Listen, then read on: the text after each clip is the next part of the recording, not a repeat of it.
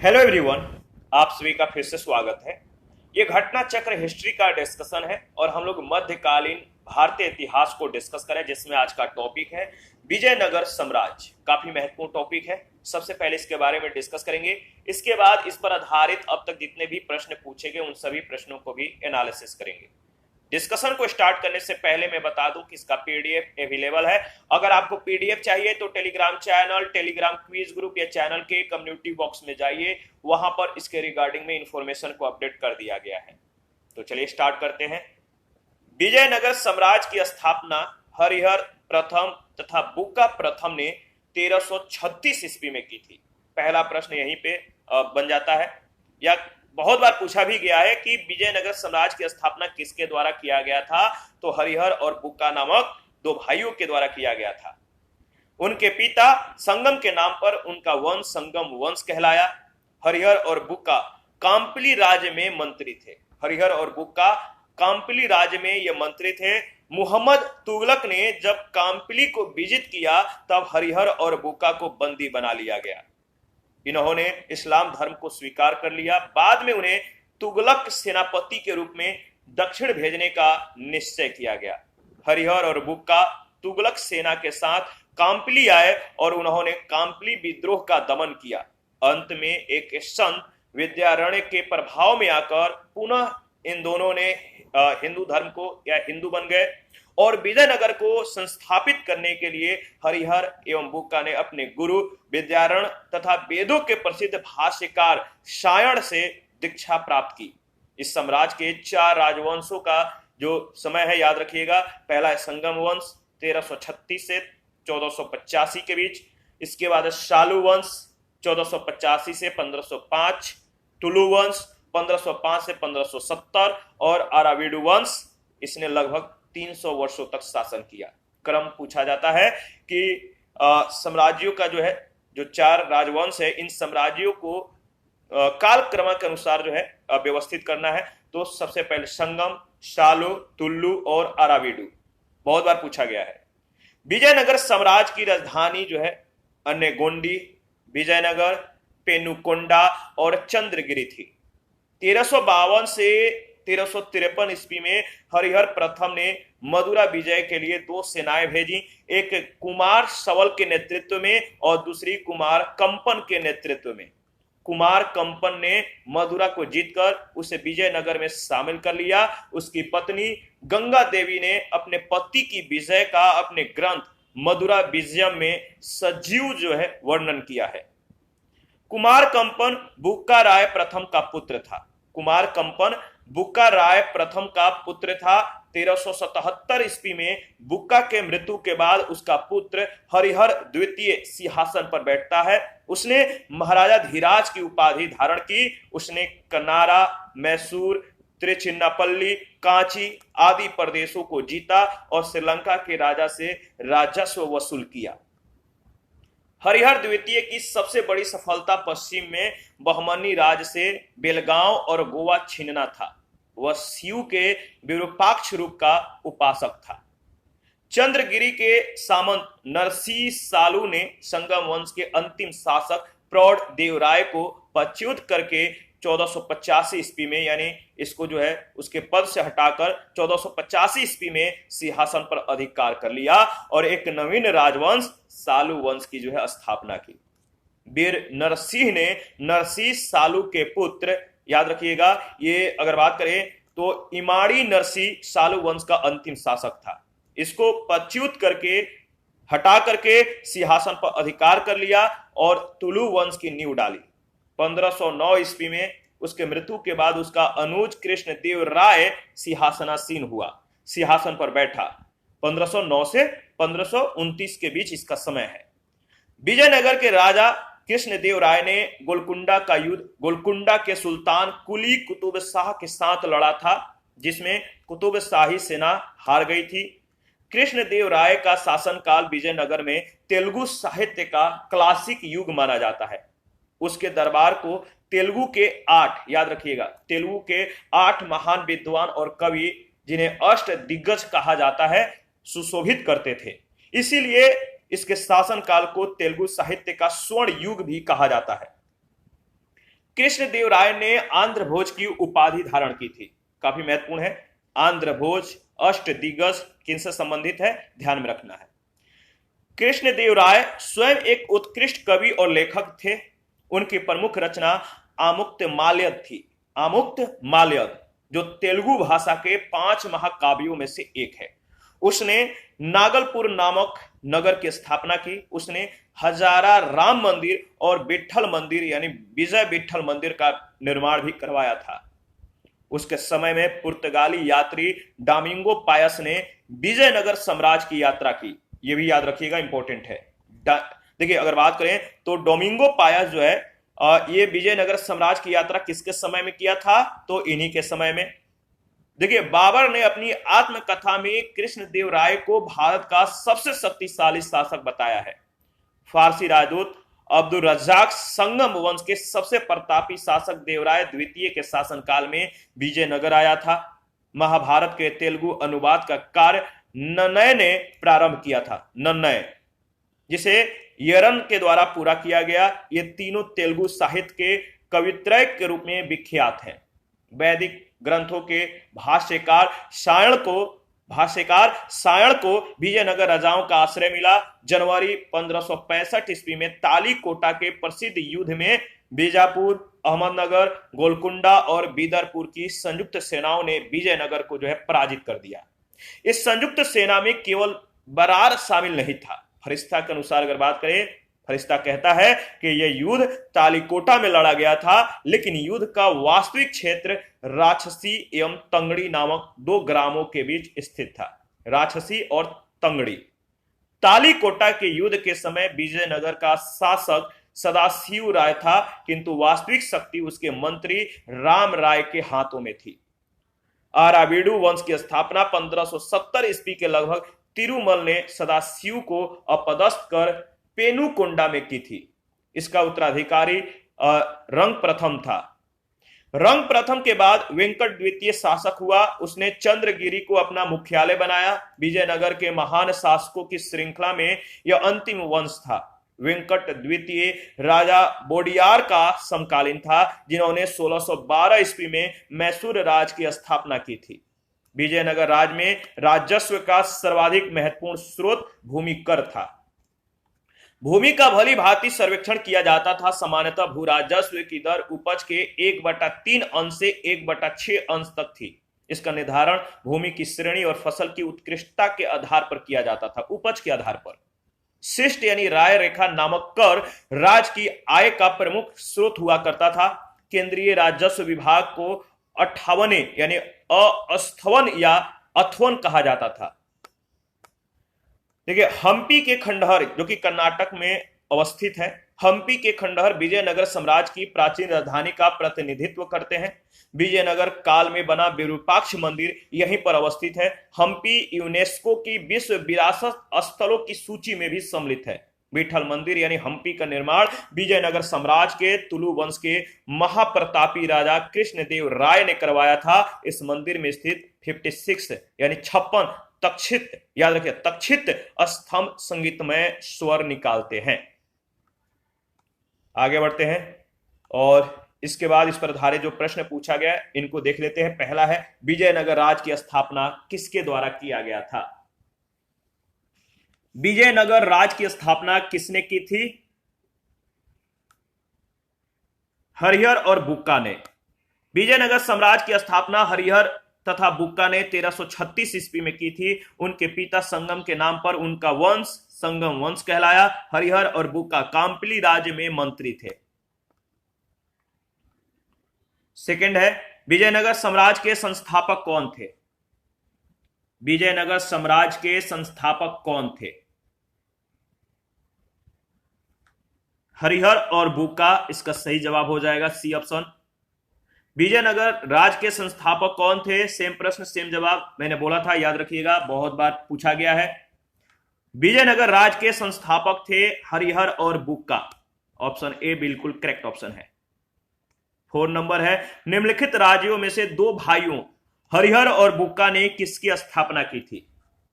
हरिहर और बुक्का नामक 2 भाइयों ने किस राज की स्थापना की थी? सही जवाब है विजयनगर राज्य की, यानी ऑप्शन ए।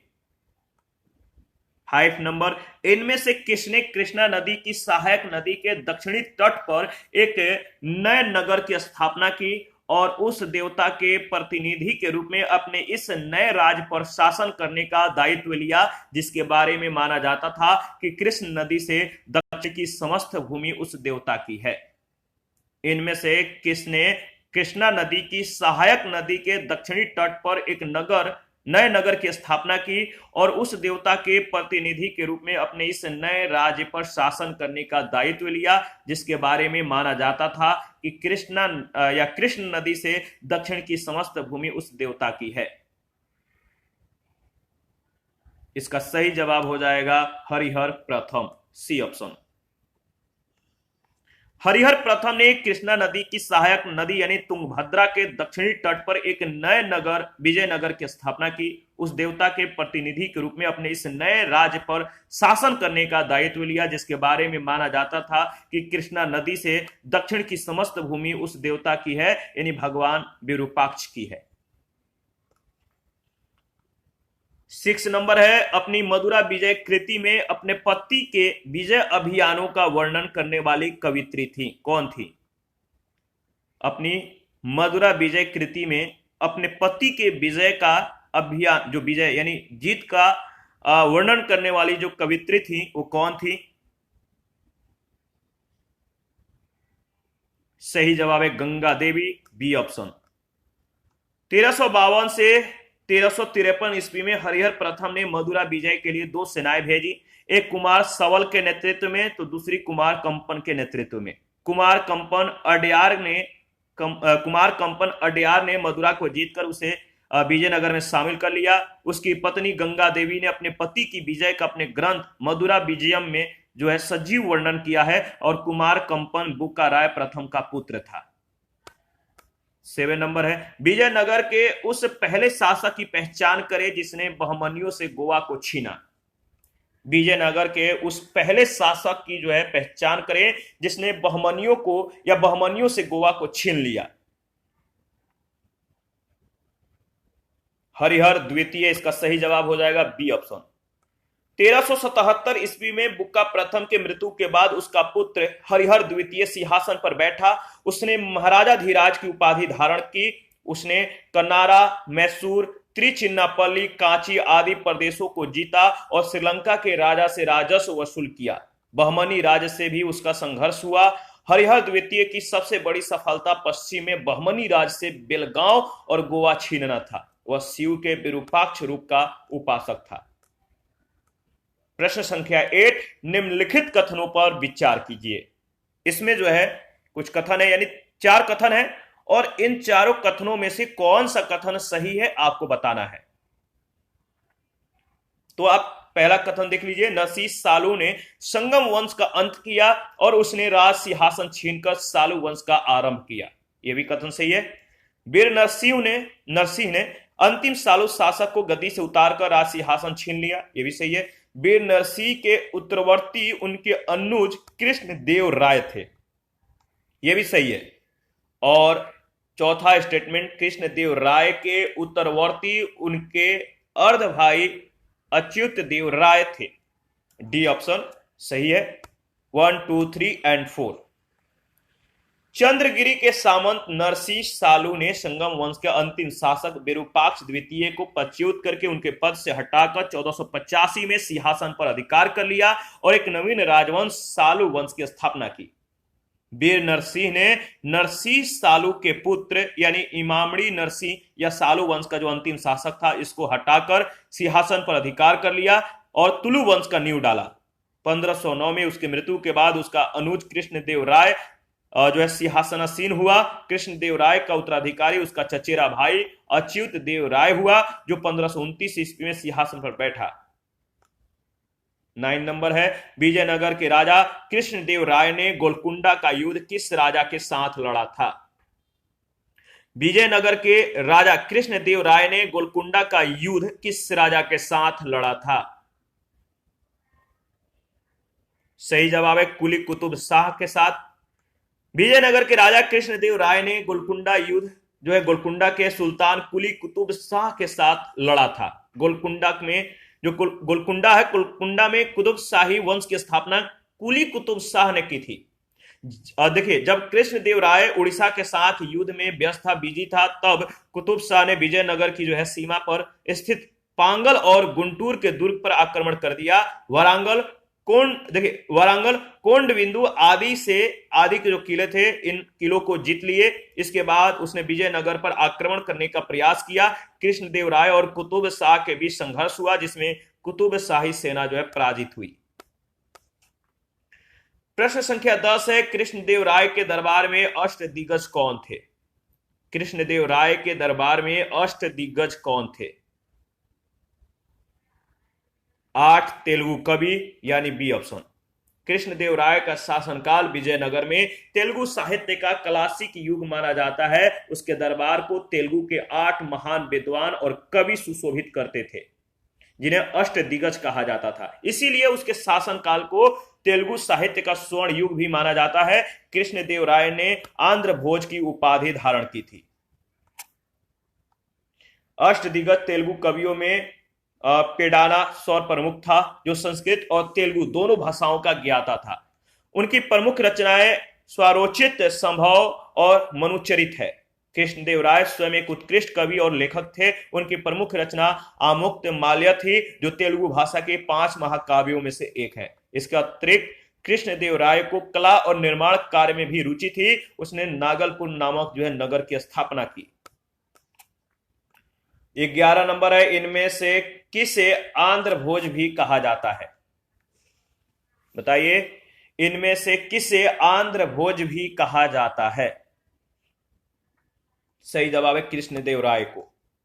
अष्टदिग्गज किस राजा से संबंधित थे? अष्टदिग्गज किस राजा से संबंधित थे? कृष्णदेव राय से, बी ऑप्शन। प्रसिद्ध विजयनगर शासक कृष्णदेव राय के अधीन किस साहित्य का स्वर्ण युग था? प्रसिद्ध विजयनगर शासक कृष्णदेव राय के अधीन किस साहित्य का स्वर्ण युग था? याद रखिएगा, तेलुगु साहित्य का। 14 नंबर, कृष्णदेव राय ने किस नगर की स्थापना की थी? कृष्णदेव राय ने किस नगर की स्थापना की थी? सही जवाब है नागलपुर। 15 नंबर है, निम्नलिखित कथनों पर विचार कीजिए, दिए गए कूट का सही प्रयोग करते हुए सही उत्तर का चयन कीजिए। 3 स्टेटमेंट है। पहला है, विजयनगर के शासक कृष्णदेव राय ने आमुक्तमाल्यद ग्रंथ की रचना की। क्या यह कथन सही है? बिल्कुल सही है, शुरू से ही इसके बारे में डिस्कस करते आ रहे हैं। दूसरा, कृष्णदेव राय को आंध्र भोज के नाम से भी जाना जाता था। यह भी सही है। तीसरा जो कथन है, पूछा गया है, क्या पूछा गया है कि उनके दरबार को अलसानी पेडुना नामक राज कवि सुशोभित करता था, जो संस्कृत और तमिल दोनों भाषाओं का ज्ञाता था। तो इसमें पहला और दूसरा कथन सही है, यानी सी ऑप्शन। कृष्णदेव राय का शासनकाल विजयनगर में तेलुगु साहित्य का क्लासिकी युग कहा जाता है। इसके दरबार को तेलुगु के 8 महान कवि और विद्वान यानी अष्टदिग्गज जो है सुशोभित करते थे। कृष्णदेव राय स्वयं एक उत्कृष्ट कवि था। उनकी प्रमुख रचना आमुक्तमाल्य थी, जो तेलुगु भाषा के 5 महाकाव्यों में से एक है। कृष्णदेव राय ने आंध्र भोज की उपाधि धारण की थी। उनके दरबार को अष्टदिग्गज तेलुगु कवियों में प्रमुख अलसानी पेंडुना नामक राज कवि सुशोभित करता था, जो संस्कृत और तेलुगु दोनों भाषाओं का ज्ञाता था। इसकी प्रमुख रचनाएं स्वरोचित, संभव और मनुचरित है। 16 नंबर है, विजयनगर का प्रसिद्ध हजारा मंदिर किसके शासनकाल में निर्मित हुआ था? विजयनगर का प्रसिद्ध हजारा मंदिर किसके शासनकाल में निर्मित हुआ था? सही जवाब है कृष्णदेव राय, ऑप्शन ए बिल्कुल करेक्ट ऑप्शन है। विजयनगर का प्रसिद्ध हजारा राम मंदिर कृष्णदेव राय के शासनकाल में निर्मित हुआ था। 18 नंबर, अच्छा 17 नंबर है, अब्दुल रज्जाक विजयनगर आया था किसके राजकाल में? अब्दुल रज्जाक विजयनगर किसके राजकाल में आया था? याद रखिएगा, देवराय द्वितीय के राजकाल में, यानी बी ऑप्शन। फारसी राजदूत अब्दुल रज्जाक संगम वंश के शासक देवराय द्वितीय के शासनकाल में विजयनगर आया था। 18 नंबर है, फारसी यात्री अब्दुल रज्जाक भारत में किस राजा के जो है शासनकाल में आया था? फारसी यात्री अब्दुल रज्जाक भारत में किस राजा के शासनकाल में आया था? सही जवाब है देवराय द्वितीय, यानी सी ऑप्शन। 19 नंबर है, निकोलो कोंटी कौन था? निकोलो कोंटी कौन था? निकोलो कोंटी इटली का एक यात्री था जिसने विजयनगर साम्राज्य की यात्रा की थी। निकोलो कोंटी इटली का एक यात्री था जिसने देवराय प्रथम के शासनकाल में विजयनगर साम्राज्य की स्थापना यात्रा की। निकोलो कोंटी ने नगरों एवं मनाए जाने वाले प्रमुख त्योहारों जैसे कि दीपावली, नवरात्र आदि का वर्णन किया है। इसने दास प्रथा का विस्तृत विवरण दिया है। निकोलो कोंटी ने लिखा है, विजयनगर साम्राज्य में विशाल संख्या में दास हैं जो कर्जदार अपना ऋण अदा नहीं कर पाते हैं, उन्हें ऋणदाता के द्वारा अपना दास बना लिया जाता है। 20 पुर्तगाली लेखक नूनिज के अनुसार विजयनगर साम्राज्य में महिलाएं निम्नलिखित में से किन क्षेत्रों में निपुण थी? पुर्तगाली लेखक नूनिज के अनुसार विजयनगर साम्राज्य में महिलाएं निम्नलिखित में से किन क्षेत्रों में निपुण थी? याद रखिएगा, सही जवाब हो जाएगा कुश्ती, ज्योतिषशास्त्र, लेखाकरण और भविष्यवाणी, यानी इन चारों में डी ऑप्शन इसका सही जवाब है। पुर्तगाली लेखक फर्नाओ नूनिज विजयनगर के शासक अच्युत देव राय के शासनकाल में भारत की यात्रा करता है। वह कुछ समय तक यहीं पे रहकर अच्युत देव राय के दरबार में जो है चीजों को देखता है। नूनिज घोड़े का व्यापारी था। नूनिज के अनुसार विजयनगर साम्राज्य में महिलाएं कुश्ती, ज्योतिषशास्त्र, लेखाकरण, भविष्यवक्ता, संगीत और नृत्य में निपुण थी। राजप्रसाद में रहने वाली इन स्त्रियों में से सैकड़ों को राजा लोग अपने साथ युद्ध क्षेत्र में ले जाते थे। इसने ऐसा जो है वर्णन किया है नूनिज ने। 21 है, निम्नलिखित में से कौन महाभारत के तेलुगु अनुवादों के लिए विख्यात है? तेलुगु अनुवादों के लिए विख्यात है तो याद रखिएगा नन्नय और टिक्कन, नन्नय और टिक्कन, यानी सी ऑप्शन। महाभारत के तेलुगु अनुवाद का कार्य नन्नय ने प्रारंभ किया था, जिसे टिक्कन तथा एरन के द्वारा पूरा किया गया। ये तीनों तेलुगु साहित्य के कवित्रय के रूप में विख्यात हैं। 22 वैदिक ग्रंथों के भाष्यकार सायण को आश्रय प्राप्त था। वैदिक ग्रंथों के भाष्यकार सायण को आश्रय प्राप्त था। याद रखिएगा विजयनगर राजाओं का, यानी सी ऑप्शन बिल्कुल ही करेक्ट ऑप्शन है। वैदिक ग्रंथों के भाष्यकार सायण को विजयनगर राजाओं का आश्रय मिला हुआ था। हरिहर और बुक्का ने तुंगभद्रा के उत्तरी तट पर स्थित अन्य गोंडी दुर्ग के सम्मुख उसके दक्षिण तट पर विजयनगर शहर और राज की नींव डाली। अपने इस साहसिक कार्य में उन्हें तत्कालीन प्रसिद्ध ब्राह्मण, साधु और विद्वान माधव विद्यारण तथा उनके भाई वेदों के प्रसिद्ध भाष्यकार सायण से जो है प्रेरणा मिली थी। 23 वैदिक ग्रंथों के प्रसिद्ध भाष्यकार सायण निम्न में से किस एक काल में सक्रिय थे? वैदिक ग्रंथों के प्रसिद्ध भाष्यकार सायण निम्न में से किस एक काल में सक्रिय थे, एक्टिव थे? सही जवाब है विजयनगर राजकाल, विजयनगर राजकाल, डी ऑप्शन। 24 नंबर निम्नांकित में से किसके राज्यारोहण को अब 500 वर्ष गुजर गए हैं? किसके राज्यारोहण को अब 500 वर्ष गुजर गए हैं? तो याद रखिएगा कृष्णदेव राय का, बी ऑप्शन। कृष्णदेव राय का राज्यारोहण 1509 ईस्वी में हुआ था। उसने 1529 तक शासन किया था। वह विजयनगर साम्राज्य का महानतम राजा और भारत के महान शासकों में से एक था। हरिहर प्रथम और बुक्का विजयनगर साम्राज्य के संस्थापक थे। पूर्वी चालुक्य वंशीय, याद रखिए, पूर्वी चालुक्य वंशीय राजेंद्र द्वितीय कुलोतुंग प्रथम के नाम से चोल साम्राज्य का सम्राट बना। कुलोतुंग प्रथम चोल शासक राजेंद्र प्रथम का प्रपौत्र था। प्रश्नानुसार अगर बात करें तो 2008 में कृष्णदेव राय के राज्यारोहण के 500 वर्ष पूरे हुए थे। हरिहर प्रथम और कुलोतुंग प्रथम के राज्यारोहण को भी जो है 1500 गुजर गए हैं। 1565 में कौन सा प्रसिद्ध युद्ध हुआ था? 1565 में कौन सा प्रसिद्ध युद्ध हुआ? तालीकोटा का युद्ध, यानी डी ऑप्शन सही आंसर हो जाएगा। 1565 में तालीकोटा के प्रसिद्ध युद्ध में बीजापुर, अहमदनगर, गोलकुंडा और बीदर की संयुक्त सेनाओं ने विजयनगर को पराजित किया। इस संयुक्त सेना में केवल बरार शामिल नहीं था। फरिश्ता के अनुसार यह युद्ध तालीकोटा में लड़ा गया, लेकिन युद्ध का वास्तविक क्षेत्र राक्षसी और तंगड़ी नामक 2 ग्रामों के बीच स्थित थी। तालीकोटा के युद्ध के समय विजयनगर का शासक सदाशिव राय था। वास्तविक शक्ति उसके मंत्री राम राय के हाथों में थी। राम राय एक योग्य शासक था। उसने बहमनी राज्यों के मुस्लिम शासकों के बीच फूट डालने का प्रयास किया, किंतु सफल नहीं हुआ। तालीकोटा के इसी युद्ध में हुसैन निजाम शाह ने अपने हाथ से राम राय का वध कर दिया। 26 नंबर, 1565 में कौन सा प्रसिद्ध युद्ध हुआ था?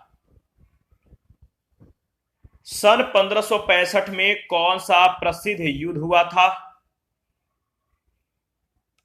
तो याद रखिएगा, तालीकोटा का युद्ध, डी ऑप्शन। तालीकोटा का युद्ध लड़ा गया था किसके किसके बीच? तालीकोटा का जो युद्ध था किसके किसके बीच लड़ा गया? विजयनगर और बीजापुर, अहमदनगर और गोलकुंडा के संयुक्त सेनाओं के बीच, यानी सी ऑप्शन बिल्कुल ही करेक्ट ऑप्शन है। 28 नंबर, तालीकोटा का युद्ध हुआ था कब? तालीकोटा का युद्ध कब हुआ था? सन 1565 में, यानी बी ऑप्शन। 29 नंबर, जब राजा वोडियार ने मैसूर राज्य की स्थापना की तब विजयनगर साम्राज्य का शासक कौन था? जब राजा वोडियार ने मैसूर राज्य की स्थापना की तब विजयनगर साम्राज्य का जो शासक था वो कौन था? तो वेंकट द्वितीय, डी ऑप्शन। आरावीडु वंश की स्थापना 1570 ईस्वी में लगभग तिरुमल ने सदाशिव को अपदस्थ करके पेनुकोंडा में की थी। इसका उत्तराधिकारी रंग प्रथम हुआ। रंग प्रथम के बाद वेंकट द्वितीय शासक हुआ। उसने चंद्रगिरी को अपना मुख्यालय बनाया। विजयनगर के महान शासकों के श्रृंखला में यह अंतिम वंश था। वेंकट द्वितीय राजा वोडियार का समकालीन था, जिन्होंने 1612 ईस्वी में मैसूर राज्य की स्थापना की थी। 30 नंबर, विजयनगर साम्राज्य की वित्तीय व्यवस्था की मुख्य विशेषता क्या थी? विजयनगर साम्राज्य की वित्तीय व्यवस्था की मुख्य विशेषता क्या थी, बताइए। भू राजस्व। आप लोग बहुत ज्यादा लेजी हैं, कमेंट नहीं करते हैं, प्लीज कमेंट किया करिए। विजयनगर राज्य को विभिन्न स्रोतों से आय प्राप्त होती थी। यथा अगर बात करें तो भू राजस्व, संपत्ति कर, व्यापारिक कर, व्यवसायिक कर, उद्योगों पर लगाए जाने वाले कर, सामाजिक और सामुदायिक कर और अपराधों के लिए आरोपित अर्थदंड, ये सभी राज्य के मतलब आय का विभिन्न स्रोत था। राजस्व का सर्वाधिक महत्वपूर्ण स्रोत भूमि कर था, जिसे शिस्त यानी शिष्ट या राय रेखा कहा जाता था। भूमि का भली भांति सर्वेक्षण कर भू राजस्व वसूल किया जाता था। 31, विजयनगर के शासक कृष्णदेव की कराधान व्यवस्था से संबंधित निम्नलिखित कथनों पर विचार कीजिए। विजयनगर के शासक कृष्णदेव की कराधान व्यवस्था से संबंधित निम्नलिखित कथनों पर विचार कीजिए। 2 कथन है। पहला, भूमि की गुणवत्ता के आधार पर भू राजस्व की दर नियत होती थी। दूसरा, कारखानों के निजी स्वामी एक औद्योगिक कर देते थे। दोनों कथन इसके संदर्भ में बिल्कुल सही है, यानी सी ऑप्शन बिल्कुल करेक्ट ऑप्शन है। विजयनगर के शासक कृष्णदेव राय की कराधान व्यवस्था में भूमि की गुणवत्ता के आधार पर भू राजस्व निर्धारित होता था। सरकार की आय का मुख्य स्रोत भू राजस्व व्यवस्था थी। भूमि को अनेक श्रेणियों में विभाजित किया गया था। राजस्व एकत्र करके 58वें नामक एक अलग विभाग था। भू राजस्व निर्धारण के लिए भूमि को 4 वर्गों में वर्गीकृत किया जाता था: सिंचित, सिंचित, शुष्क, उद्यान और वन। सामान्यतः भू राजस्व की दर उपज के 1/3 अंश को या 1/3 अंश से 1/6 अंश तक थी। इसका निर्धारण भूमि की श्रेणी और फसल की उत्कृष्टता के आधार पर होता था।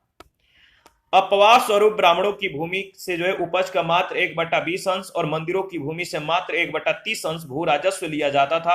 विवाह कर, बागवानी शुल्क, सीमा शुल्क के अतिरिक्त विभिन्न वस्तुओं के उत्पादन पर कारखानों के निजी स्वामियों को एक औद्योगिक कर भी देना पड़ता था। 32 है, निम्नलिखित में से किस स्थान के खंडहर विजयनगर की प्राचीन राजधानी की प्रतिनिधित्व करते हैं? किस स्थान के खंडहर विजयनगर के प्राचीन राजधानी का प्रतिनिधित्व करते हैं? सही जवाब है हम्पी के खंडहर। हम्पी के खंडहर विजयनगर साम्राज्य के प्राचीन राजधानी का जो है प्रतिनिधित्व करते हैं। विजयनगर काल में बना विरूपाक्ष मंदिर यहीं पर अवस्थित है।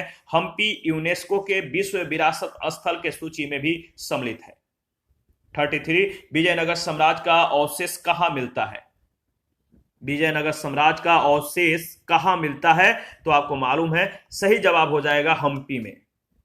34 विजयनगर के किस शासक ने चीन के सम्राट के पास अपना राजदूत भेजा? विजयनगर के किस शासक ने चीन के सम्राट के पास अपना राजदूत भेजा? इसका सही जवाब हो जाएगा, याद रखिएगा, बुक्का प्रथम, यानी बी ऑप्शन। देखिए, अगर बात करें तो बुक्का प्रथम जो था, विजयनगर साम्राज्य की स्थापना हरिहर और बुक्का ने 1336 ईस्वी में की थी। अपने इस साहसिक कार्य में हरिहर और बुक्का ने अपने गुरु विद्यारण और वेदों के प्रसिद्ध भाष्यकार सायण से प्रेरणा ली थी। संगम वंश की शासक बुक्का प्रथम जो है 1374 में चीन के सम्राट के पास अपना दूत मंडल भेजा था। 35 प्रमुख तेलुगु कवि श्रीनाथ किसके दरबार में थे? प्रमुख तेलुगु कवि श्रीनाथ किसके दरबार में थे? सही जवाब है देवराय द्वितीय के, यानी सी ऑप्शन, देवराय द्वितीय। प्रख्यात मध्यकालीन तेलुगु कवि श्रीनाथ विजयनगर साम्राज्य के शासक देवराय द्वितीय के दरबार में थे। वे कोंडावीडु के रेड्डी शासक पेडा कोमती वेमा रेड्डी के संरक्षण में भी जो है रहे थे। श्रृंगार न्यासधम उनकी प्रमुख कृति है, याद रखिएगा। 36 किसके राज्य में कल्याण मंडप की रचना मंदिर निर्माण का एक विशिष्ट मतलब कि अभिलक्षण था? किसके राज्य में कल्याण मंडप की रचना मंदिर निर्माण का एक विशिष्ट अभिलक्षण था? सही जवाब है विजयनगर, डी ऑप्शन। मंदिर निर्माण की शैली में विजयनगर साम्राज्य का प्रमुख योगदान कल्याण मंडप का निर्माण है। धार्मिक उत्सव के समय देवता या देवी के प्रतिमा कल्याण मंडप में स्थापित कर दी जाती थी। इसमें दैवीय विवाहों का आयोजन किया जाता था। 37 प्रसिद्ध विजय विठल मंदिर जिसके 56 तक्षित स्तंभ संगीतमय स्वर निकालते हैं, कहां अवस्थित है? प्रसिद्ध विजय विठल मंदिर जिसके 56 तक्षित स्तंभ संगीतमय स्वर निकालते हैं, कहां अवस्थित है? तो हम्पी में। विठल मंदिर का निर्माण विजयनगर साम्राज्य के तुलु वंश के महाप्रतापी राजा कृष्णदेव राय ने करवाया था। इस मंदिर में स्थित 56 यानी 56 तक्षित स्तंभ संगीत स्वर निकालते हैं। इस मंदिर का निर्माण हम्पी में किया गया था। 38 विजयनगर काल में दक्षिण भारत के किस नृत्य परंपरा का पहली बार विकास हुआ? विजयनगर काल में दक्षिण भारत के किस नृत्य परंपरा का पहली बार विकास हुआ था? तो यक्षगान का। विजयनगर काल में दक्षिण भारत की यक्षगान नृत्य परंपरा का पहली बार विकास हुआ था। यक्षगान कर्नाटक राज्य का एक पारंपरिक लोक नृत्य है जो मुख्यतः राज्य के तटीय जिलों में लोकप्रिय है। इसके विषय वस्तु पौराणिक धार्मिक कथाएं हैं। इसी के साथ आज का सेशन समाप्त हो जाता है। नेक्स्ट सेशन में दिल्ली सल्तनत के प्रशासन के बारे में जो है हम लोग डिस्कस करेंगे। आप अपना प्रतिक्रियाएं देते रहें और आप लोगों का जो प्रतिक्रियाएं हैं काफी महत्वपूर्ण होते हैं, तो प्लीज हमें जो है सपोर्ट करें। और जिन लोगों ने टेलीग्राम क्विज ग्रुप या चैनल के जो चैनल का जो पेज है, फेसबुक पेज है या जो इंस्टाग्राम पेज है, इसको आप ज्वाइन कीजिए, फॉलो कीजिए, हमें सपोर्ट कीजिए। Thank you. मिलते हैं नेक्स्ट सेशन में। अभी के लिए इतना ही।